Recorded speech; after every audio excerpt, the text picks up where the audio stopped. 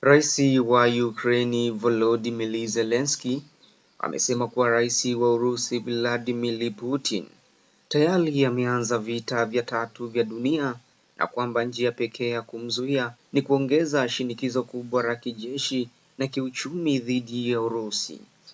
Akizungumza katika makao makuu ya serikali mjini Kiev mwishoni mwa wiki hii, Zelensky alisema Ukraine haiwezi kukubali makubaliano yoyote yatakayodhoofisha taifa lake kwa kisingizio cha kusitisha mapigano. Alisisitiza kuwa vita hivi haviwezi kuisha kwa masharti yatakayoilazimisha Ukraine kukabidhi sehemu ya ardhi yake kwa Urusi. Ninaamini kwamba Putin tayari ameanza vita vya tatu vya dunia, Zelensky alinukuliwa akisema. Swali si kwamba ameanza au la. Swali ni kwa kiwango gani ataendelea, ni eneo gani anaweza kuliteka na dunia itafanya nini kumzuia. Kauli hiyo imekuja wakati Urusi ikiendelea kushikilia takribani 20% ya eneo la mashariki mwa Ukraine, hususan katika mkoa wa Donetsk pamoja na maeneo ya kusini kama Kherson na Zaporizhia. Urusi imekuwa ikiweka masharti kwamba kusitisha mapigano kunaweza kufikiwa endapo Ukraine itakubali kuachilia baadhi ya maeneo hayo, ikiwemo miji ambayo ni Kiev inaeleza kama miji ya ngome kutokana na umuhimu wake wa kijeshi.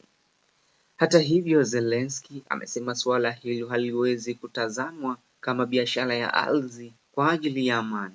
Sioni hili kama ni ardhi tu, alisema, naliona kama kutekelezwa kwa watu wetu. Mamia ya maelfu ya raia wa Ukraini wanaishi katika maeneo hayo. Kuwakabidhi ni kuigawa jamii yetu na kudhoofisha misingi ya taifa letu. Rais huyo wa Ukraini ameonya kuwa hata kama Ukraini ingekubali masharti hayo, hakuna uhakika kwamba Putin angeridhika kwa muda mrefu. Labda angeridhika kwa muda mfupi, alisema, lakini mara atakapopata nafuu kijeshi na kiuchumi, ataendelea tena. Washirika wetu wa Ulaya inaweza kumchukua miaka 3 hadi 5 kujimarisha upya. Kwa maoni yangu inaweza kuwa hata chini ya hapo. Kwa mtazamo wa Zelensky, vita hivi si mapambano ya kijeshi pekee, bali ni mapambano ya mfumo wa maisha. Urusi inataka kulazimisha ulimwengu njia ya tofauti ya maisha, alisema. Inataka kubadilisha maamuzi ambayo watu wamejichagulia wenyewe. Katika mahojiano hayo, Zelensky alieleza kuwa mapambano dhidi ya Urusi si jambo la mstari wa moja wa mbele pekee, bali ni mkakati mpana unaohusisha diplomasia, siasa, uchumi na ushirikiano wa kimataifa. Unacheza mchezo wa chesi na viongozi wengi, si Urusi tu, alisema. Hakuna njia moja sahihi, lazima uchukue hatua nyingi kwa wakati mmoja. Lakini kwa sisi, mafanikio ni kumzuia Vladimir Putin.